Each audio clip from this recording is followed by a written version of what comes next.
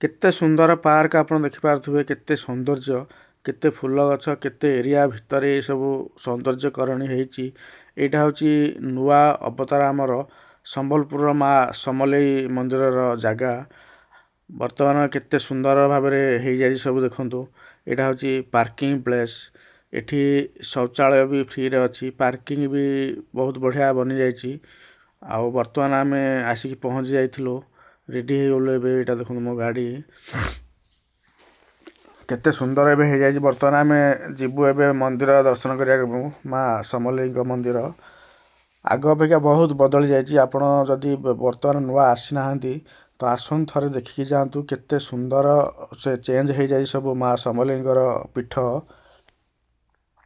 ये देखो मंदिर जावा पूर्वर आपण को 2 घंटा लगी बुलायापी आसिले आप देखिए केते सुंदर होती आपण भी बनइबे वीडियो फोटो उठेबे बढ़िया पार्क टाइप रही जाइए बहुत चेंज हो जाए सुंदर यहाँ हूँ गेट रो दृश्य आपण पार्किंग रु गला बेले ये गेट पड़ो गेट भीतर देखिए जी आपण देखो केते लोक सब मंदिर जावा पूर्वर भूली जाऊँ मंदिर आग ये सब जो कम हो सौंदर्य होती आर मजा सब नौ समस्ते केते सुंदर होपर जाऊँ सब मंदिर बहुत एरिया चेंज हो बहुत किसी लोक सब कहते जे सब पांडियान खाईगला कलानी किसी ये सब भूल कर बहुत जिन चेंज होती आग अपेक्षा बहुत किसी नुआ आपण निजे आसिक देखिले सब अनुभव कर जानीपारे केते सुंदर देखुए सब होती मंदिर जावा पूर्व लोक युवाक मन लोक भरी जा देखिकी गाड़ी भी सुविधा अच्छी बसिक जावा आसा करने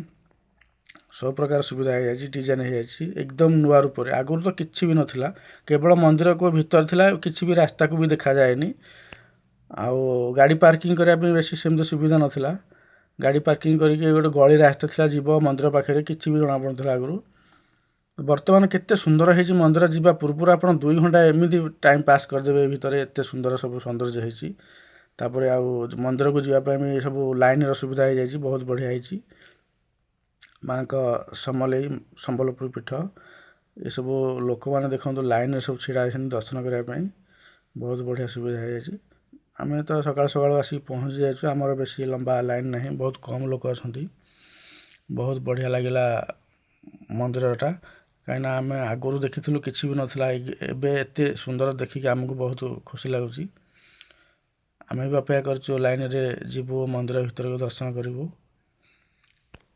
सकाल सकाल लोकंर बहुत भीड़ अच्छी एत सौंदर्य होती थे आसिक आप निजे देखु आसिले देखिए आपड़ केते सौंदर्य होती माँ समलेई मंदिर आग अपेक्षा केते चेंज होती बहुत लोकंर भीड़ ए जमुची प्राय समस्ते बाहर सौंदर्य को देखिक बेसी फोटो उठाइवाई वीडियो बनाई लोकंर मन खुशी एकदम बाहर दृश्य देखिकी जो प्रकार सब करी पांडियान आमर मंदिर तो जमी आगुरी सेमती किसी मंदिर चेंज नहीं किंतु मंदिर चारिपाखर आखपाखर बाहर जो जिते सब से चेंज सब बहुत बढ़िया यहाँ ही हूँ प्रकृत सुंदर कारण मंदिर तो आगुरी जमी एवं भी मंदिर कौन अच्छी मंदिर लोक आसवा पूर्व तो पूरा मन एकदम खुशी हो जाए बाहर सब जिनस सब देखिकी जमी पछपटे यार बजार पटर दृश्य भोग दुकान सब अच्छी पूजा दुकान ये सब आपड़ किणी नहीं पारे भोग दीप भी जाली पारे बाहर भीतर तो कौन सी जगह मंदिर में दीप अलाउ नहीं जावाई आप मंदिर जी जी मन खुशी हो आप बाहर जो सौंदर्य होठू अधिका मन आप खुशी होदी नुआ नुआ आसी ना तो निश्चय थे आसिकी माँ समलेई पीठ बुलिकी जातु बर्तमान मु पलै आसिली मंदिर भितर बाहर को माने रास्ता साइड जा रास्ता उपरे मान फ्लाईओवर भाया नदी कूल को समुद्र महानदी कूल को जावाक आगुरी महानदी कूल आम जाऊँ कि मंदिर देखा जाए कि महानदी सेमती किसी भल देखा जाए कि भी आगुरी किसी न था सेमती साधा सीधा जहाँ थिला सेया किंतु वर्तमान महानदी कूल भी बहुत सौंदर्यकरण हो जाए आगुरी जहाँ थिला केते सुंदर देखु बहुत पैसा खर्च होती सेमती मतलब पोखरी भी गोटे भितर कराई କେତେ ବଢ଼ିଆ ଦେଖାଯାଉଛି ଦେଖନ୍ତୁ ମା ସମଲେଇଙ୍କ ମନ୍ଦିର। ଆଗରୁ ଏମିତି ପାଖରୁ ଯେଉଁ ଗଲା ପରେ ମନ୍ଦିର ଆପଣ ଦେଖନ୍ତି, ଦୂରରୁ କିଛି ମନ୍ଦିର ଦେଖାଯାଏନି, କେଉଁଠି ସମଲେଇ ମନ୍ଦିର କିଛି ନାହିଁ। ପାର୍କିଂ ବି ସେମିତି ବେଶୀ ନଥିଲା, ଛୋଟିଆ ପାର୍କିଂଟା ଥାଏ। କିନ୍ତୁ ଏବେ କେତେ ଏରିଆ ଦେଖନ୍ତୁ ଥିଲା ସେଇଠି ସବୁ ଭଙ୍ଗା ହେଇକି ଚେଞ୍ଜ ସବୁ ହେଇଛି, ବହୁତ ବଢ଼ିଆ ହେଇଯାଇଛି। ଲୋକ ବହୁତ ବି ଏନ୍ଜୟ କରୁଛନ୍ତି, ବୁଲୁଛନ୍ତି, ଖୁସି ହେଉଛନ୍ତି ଏସବୁ ଚେଞ୍ଜ ସବୁ ଦେଖିକି। ମା ସମଲେଇଙ୍କ ପୀଠ ଇଏ ଦେଖନ୍ତୁ, ଏଇଟା ଏକଦମ ମହାନଦୀ କୂଳର ଦୃଶ୍ୟ। ରାସ୍ତା ସାଇଡ଼୍ଟା ବି ବହୁତ ଡିଜାଇନ୍ କରାହେଇଯାଇଛି, ବହୁତ ସୁନ୍ଦର ହେଇଛି। ସକାଳ ଟାଇମ୍ ମେଘୁଆ ପାଗରେ କିଛି ଦୂର ଦେଖାଯାଉନି, ନଦୀ ଦେଖାଯାଉନି, ନହେଲେ ବହୁତ ସୁନ୍ଦର ଦେଖାଯାଏ ନଦୀ। ଆପଣ ପାର୍କ ମନ୍ଦିର ଭିତରୁ ଆସିବେ, ରୋଡ଼ ଉପରେ ଫ୍ଲାଏଓଭର ହେଇଛି, ଚଢ଼ିକି ଆସିବେ ତଳକୁ ଓହ୍ଲେଇକି ନଦୀ ସାଇଡ଼୍ରେ ବି ବୁଲିବେ। ଇଏ ଦେଖନ୍ତୁ ଏସବୁ ନଦୀ କୂଳର ଦୃଶ୍ୟ। ଏଇଟା ହେଉଛି ରାସ୍ତାରେ ଗଲାବେଳେ ଦେଖନ୍ତୁ ସମଲେଇଙ୍କ ମନ୍ଦିର ଏକଦମ କ୍ଲିଅର ଦେଖାଯାଉଛି, କେତେ ସୁନ୍ଦର। ଆଗରୁ ଏମିତି କେବେ ବି ଦେଖାଯାଏନି। ରାସ୍ତାରେ ଗଲେ କେଉଁଠି ମନ୍ଦିର ଭିତରେ ଗଳି ରାସ୍ତା ଥାଏ, ଆପଣ ଯିବେ ମନ୍ଦିର ଦର୍ଶନ କରିକି ଆସିବେ। କିନ୍ତୁ ତା ବାହାରର ସବୁ ସୌନ୍ଦର୍ଯ୍ୟ, କେତେ ଏରିଆର ଭିତରେ ସୌନ୍ଦର୍ଯ୍ୟ ସବୁ ଚେଞ୍ଜ ହେଇଛି ଆପଣ ଦେଖନ୍ତୁ। ରାସ୍ତା ବି ବଦଳି ଯାଇଛି, ବହୁତ ବଢ଼ିଆ ହେଇଛି।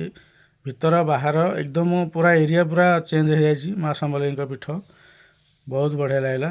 ସବୁ ପ୍ରକାର ଚେଞ୍ଜ ହେଇଯାଇଛି, ଡେଭଲପ୍ ପୁରା ହେଇଛି, କାମ ବି ହେଇଯାଇଛି। ବୁଲିଲେ ପୁରା ମଜା ଲାଗୁଛି ଆସିବା ପାଇଁ, ବୁଲିଲା ଭଳିଆ ଲାଗୁଛି ଗୋଟେ ଜାଗା ଆସିକି, ବୋରିଂ ଲାଗୁନି, ଟାଇମ୍ ପାସ୍ ବି ହେଇଯାଉଛି।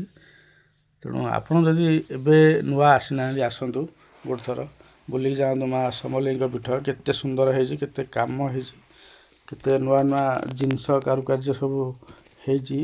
ପାର୍କ ଗଛପତ୍ର ଏସବୁ ଡିଜାଇନ୍ କେତେ ସବୁ ଚେଞ୍ଜ ହେଇଯାଇଛି। ଆସନ୍ତୁ ସମ୍ବଲପୁର ବୁଲିବାକୁ ଆସନ୍ତୁ।